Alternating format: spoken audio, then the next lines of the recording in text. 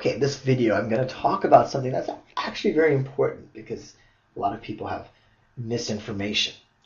The new GRE is a test that is section adaptive. That means depending on how you do on your first math or your first verbal section will determine which follow-up section you get. So if you do very well on your first math section, then your second math section is going to look very different from someone who did very poorly on the first math section. That is the test, the section adaptive.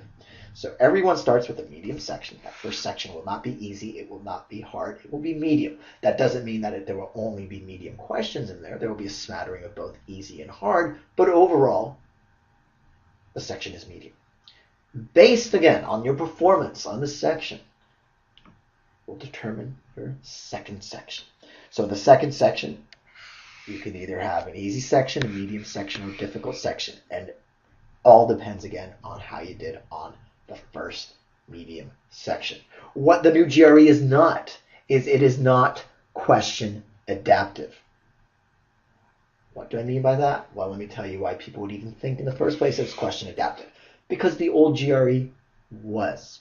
So, you're sitting down to take a test, the old GRE. It's on a computer, and for each question, if you answer it right or if you answer it wrong, it determines the next question you get. So if you continue answering questions correctly, question by question, the test will keep getting harder and harder.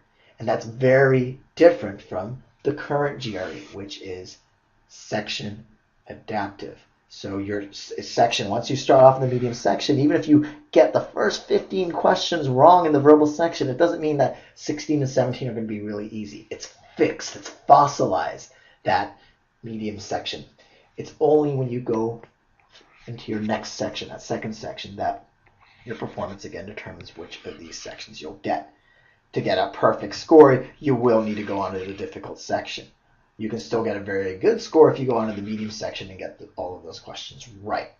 So it's important to note that as well. Of course, if you go on to the easy section, either math or verbal, it does constrain or put a ceiling on your score. But again, the point of this video is to show you that the test is section adaptive and it is not question adaptive. So if you go online and you're reading some website that tells you it is question adaptive, that website, well, they never bothered updating for the new GRE when it changed in August 2011. But here you have it, the new GRE is section adaptive.